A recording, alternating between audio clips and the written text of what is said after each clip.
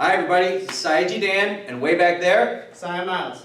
we're going to show you the double slice drill you just learned, but moving and walking. So the walking pattern of the double slice drill is very, very simple. You simply switch your feet and slice from the lead leg. So now you get to slice every time from the lead leg, lead hand, and you're just going to move forward with one full step every 2 cuts.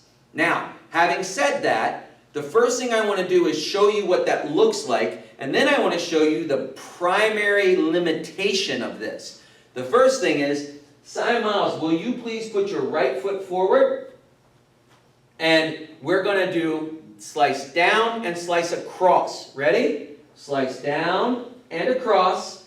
And now he's going to step forward with the left and slice down and across. See how simple that is? Now he's going to step forward with the right and slice across, across. Step forward left, across, across. 2, step back. So that's the basic stepping pattern. This is very simple, right? We're just walking. We're walking with every cut. We start with the right and we slice, we step, we slice, we step, we slice. It's very simple. Here's the problem. One full step every 2 cuts translates to a bunch of steps. You're going to have limited space. So what Cy Miles is going to do is he is going to walk up here, and when he gets to the black line of our mats, we're going to stop and talk about what he can do next. Everybody get your sticks together. This shouldn't be hard. Let's all go together, nice and easy. Put your right foot forward, put your sticks up, and slice down across with your right hand. Now everybody step forward with your left and slice down across with your left hand. Step forward with your right and slice across, across. Step forward left, across, across. Step forward right, down, down. Step forward left, down, down. Step forward right, across, across. Stop there, Cy Miles. He's out of room. You might have run out of room already. Did you run out of room already? Let's find out. What can we do here? What can we do if we run out of room? Well, there's 2 choices. 1, we can just start walking backwards. 2, we can turn around and walk the other way. Now, let me show you how that's done. Okay? Cy Miles, back up again. Everyone back up again. And we are going to walk forwards 4 steps, backwards 4 steps, forwards 4 steps, and back to finish. And I'm going to show you what the important stepping pattern is. The important stepping pattern is when you decide to go backwards, you just have to remember that your foot came forward, so that same foot will go backwards. And then that will get you stepping backwards against the opposite hand of the cut, which will leave your cutting hand in front. For this one, we are going to step forward 4 steps, and then we will step backwards 4 steps. And then we can always switch direction and go forward 4 steps again. The trick to this is making sure that when you step backwards with the same foot that stepped forwards previously. Let me show you what I mean. Start with your right foot forward and your sticks on your shoulders. If your right foot's forward, you're going to slice with your right hand. Okay? So everybody slice down across with your right hand. Down, across. Now step left and slice left. Down, across. Step right and slice across, across. Step left and slice across, across. Now freeze. What comes next is down, down. So let's step backwards with our left foot and slice down, down with the right, because now the right foot's in front. Down, down. Now step back with the right and slice left. Down, down. Step back and slice across with the right. Step back with the right foot, slice across with the left. Okay? Now look what happened to Cy Miles. If you start here, you only step forward 3 steps. If you run out of room after 3 steps, you're not going to be able to go backwards 4 steps, unless you leave some space behind you. So it's kind of a tricky thing, but you got to be aware of your surroundings, and you just got to work through it. Okay? So Cy Miles, move up a little bit. And what we're going to do now for the stepping pattern, we're going to practice forward and back. Cy Miles is going to step forward for the down, across, across, across. He's going to step backwards for the down, down, across, across. He's going to step forwards for the up, up, across, across. And then When he's there forwards and he finishes his across, he's going to step backwards to do his double slice down. Okay? Cy Miles, let's do this together. You ready?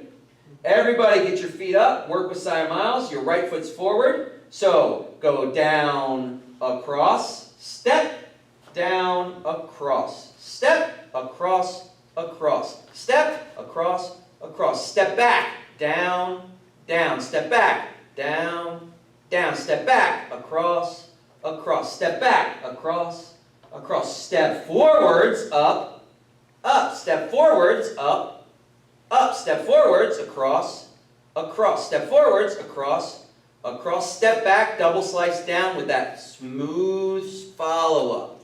So now you can do your walking practicing forward and back in a small space.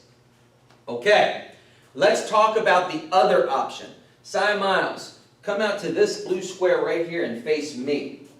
Now, you can also turn around. And turning around is fairly simple, but I want you to see it from the side. Cy Miles, with his right foot forward, will slice down across. Then he'll step forward left and slice down across. Now, if he wants to turn around, it's time for him to slice with his right hand. So he has to turn around in such a way that his right foot is in front. So he's just going to step behind with his right foot, turn and slice across and across. You see, so he turns, and then he can pivot back the other way. Across, across. Okay? And then he's facing the other way. Across, across. Then he can step. Across, across. Okay? And the reason we do that pivot backwards is because in a real self-defense situation, we can actually come across with our left if we need to set up that right. In real life, we don't have to turn and wait. But I want to turn and put our foot forward in the simplest pattern. And you'll notice, if you turn during down downs, or you turn during up ups, turning and setting makes the most sense for those down downs and those up ups. Trying to turn and slice at the same time really isn't very safe unless you're doing your across slices. Okay? So we like to step behind and turn to present ourselves. We could step forward and turn, but that's a little more complicated. But that forward turn is the step in the stepping drill you've already learned. I like to step behind and turn just because I'm training, and I like to practice that. But you could step forward and turn. Let me show you how you can work that as well. Cy Miles face me, get in the blue square, put your right foot forward. Now with his right foot forward, he's going to slice down across. He's going to step and slice down across.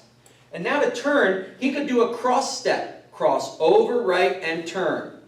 And then he can go right into his across, across right. Or left. That was your left hand technically. But it sets up a different foot. Cy Miles coming back here. Let's practice with everybody one more time. The way I want you to focus on this, you're going to do your walking. You're going to start with your right foot forward. You should be able to do this with either foot forward to start. So once you get this down, you should practice starting with your left foot. Okay. All right, Cy Miles, show them this drill, walking forward and backwards. Down and across, down and across, across and across, across and across. Step back, down, down, step back, down, down, step back, across, across, step back, across, across, step forward, up, up, step forward, up, step forward, across, across, step forward, across, step back. Good. And that's just practicing the movement patterns. Nothing says you have to step back for sequence 13. If you've got room in your space and you're going forward and back and you get to your final across, across, you can always step forward into those double slices down if it makes more sense or you enjoy it. It's not a hard and fast rule. We're learning to slice while stepping forward and backwards. The turning around part is strictly something you want to do if you are literally out of room. If you're training in a garage, you're going to come up to a wall. Put your foot behind you, turn around, and keep training. Okay? Don't stop and don't go, oh, I'm out of room, back up, back up, back up. We don't want to practice that. We want to practice getting to the wall, stepping behind and turning, and continuing our drill. Getting to the wall, stepping behind and turning, and practicing the strikes. Getting to the wall, stepping behind and turning, and slicing. But for the most part, you can also practice moving forward and backwards, which is more important for realistic application. So practice both of those, and that is the walking patterns we like to use for the double slicing drill.